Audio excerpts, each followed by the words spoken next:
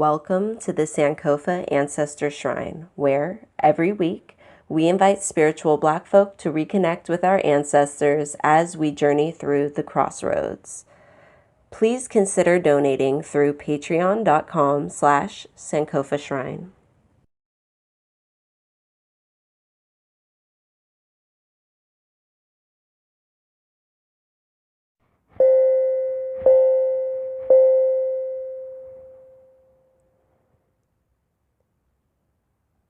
Ancestors, we look forward to this upcoming week, to this upcoming month, to this upcoming year. We look for this week opportunities to connect more with our ancestral knowledge, even as we mourn that which we have lost. We ask for a deeper relationship with you, our ancestors, a deeper relationship with which gives us courage and strength and understanding and connects the old knowledge with new understanding to find new solutions as we still mourn those things that colonialism has taken from us. Those things that still affect us, our families, our financial situations, our homes, these cycles that seem to continue despite our best efforts, beyond our control. We ask for strength and courage, understanding to overcome these things, find those new solutions, and connect with our community as we continue to build together, grow together, spiritually and in other ways. Ancestors, we ask that you stick by those of us who are struggling right now. Find them and hold them close and give them the courage to ask for help and connect them with the people that they need most as well. This week, we look at all of our different journeys as a people, individually and collectively, and we celebrate this perseverance, and we look forward to the amazing future that we know is in store as we reconnect with our ancestry and our indigenous ways. Thank you for being in our lives, ancestors, and thank you for guiding us back to our traditional customs. Ashe.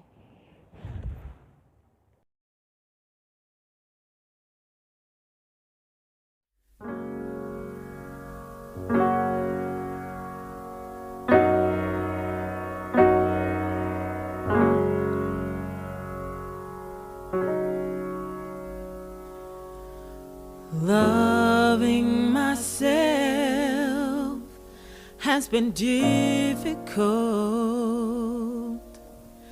Simply to be who I am, just to believe that who I am is perfect. Looking in the mirror, here's my chance. I wrote a letter to myself and I sent it right away. I said I love you more and more each day. I wrote a letter to myself and I sent it right away. I said I love you more and more each day. I looked at my face, my eyes, my smile, and that's when I realized it had been here all the while. myself, so strong, tall and proud. I looked in my heart and I knew love was found.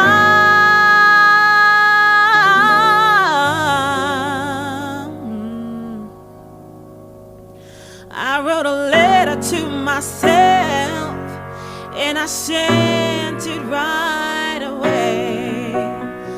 I said I love you more and more each day.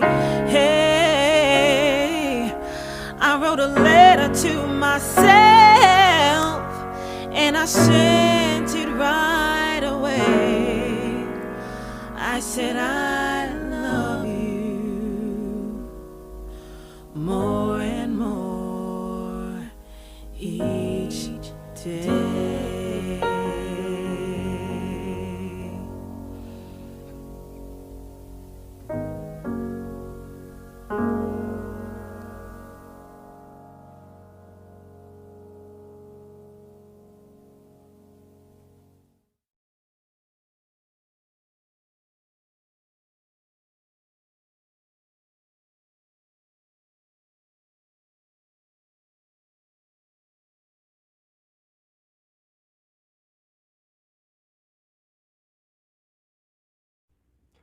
Welcome. Thank you for joining me for this sacred session. Today, I thought we would read something from the Dust to Onyx guidebook again. I was reading earlier by chance this page of temptation, and I just thought it would be a really valid thing to go over a little bit into the new year, where people have made goals for themselves and hopes for themselves, and maybe we've been experiencing weakness when it comes to committing or to staying away from things, what have you. So this is just a reminder to stay on our path and to stay with what we're doing. So she says, temptation is moderation. The card means moderation, patience, tolerance, adaptability, as opposed to indulgence, excessiveness, discord, and impatience in our lives. Temptation, traditionally known as the devil in the RWS system, is a card that many of us are afraid to encounter. We see visions of a large, looming, and evil creature that is somehow to blame for all of our problems or bad experiences. And this is something that I think I've seen described in so many indigenous texts. I've said that a lot lately, but it's so true. This concept of this one evil thing that deliberately goes against the order of things just because, and to tempt you into it just because, is really unique to Abrahamic religions, to European doctrine, that type of thing. I don't know what my kids are playing. If you can hear these squeaks and squeals, I apologize. The devil is why we overindulge and make bad decisions. It's the voice behind the extremism in our lives. However, the concept of a devil doesn't exist in many African traditional religions. Instead, humans and deities alike choose whether to navigate the world from a negative or positive disposition. Similarly, temptation can never push us to do anything that isn't already in our hearts. The chains we bear are an illusion. We are only bound by the kaleidoscope of play we conjure in our minds to feed our addictions to substances, people, and situations. So, the devil, I think that concept comes from kind of implying it all just comes from outside of yourself. Like, it was put into you by something else. But I really like that she chose the word temptation, because it does indicate that there was some part of you that was interested, drawn to this situation, maybe because of a particular person, particular need you have that you want to get fulfilled in some way. So it does put a level of responsibility back on ourselves. All right, so now she gets into the symbolism behind the art on the card. She says this here, I believe, is supposed to be reminiscent of the crawfish. And she says, as the crawfish grows, it molts, shedding the exoskeleton it has outgrown and replacing it with a new one. And just like the crawfish, temptation teaches us that we have the power to cast off behaviors and situations that no longer serve our growth, literally outgrow them, replace them. We become vulnerable and exposed, yet there's no better time to face the shadow head on. So rebirthing yourself, even just those small rebirths, rebirthing yourself, outgrowing things, leveling up. These are all, I like how she also chose the crawfish, because that's not really an animal that you usually hear be exalted as anything special. But yet it's so resilient, and it does have that very unique ability that not many creatures really have. So it is a source of vulnerability to start anew, and I think that is a lot of what holds a lot of us back, is that fear of having to start at the beginning again somewhere. Sometimes, I put myself in a beginning situation just to experience it again, just to make myself uncomfortable. I think we have to do it at times. It's part of the process. The shadow is oftentimes a part of our inner child that still needs healing. The cycle of self-sabotage to the shadow is a way of protecting what is familiar, even if it isn't for the best. Healing and reassuring this aspect of ourselves will enable us to outgrow our past and let it finally fall away, just as the crawfish sheds its exoskeleton. The crawfish may even eat the shed exoskeleton, merging the truth of its previous existence with its present matured state. That consumption, for some reason, reading that part reminded me of the eating of the placenta after you birth your child, right? That's become something that many of us do. Some of us do it for cultural reasons. Some of us do it for health reasons. Some of us do it for symbolic reasons. Some of us don't consume it ourselves. We give it to the earth to reconsume, right? Plant it beneath a tree, or in some other way, give it back to the earth. So anyway, something about that eating, that consuming of something that was a monumental thing that you're done with in the past. The exoskeleton reminded me of eating of the placenta. That reminded me of drinking that smoothie the day after when my doula brought it into me. Temptation will show you what your instincts are truly made of. It is a test, and it isn't always easy to see ourselves with such clarity. And I also want to say, add to that real quick about it isn't easy.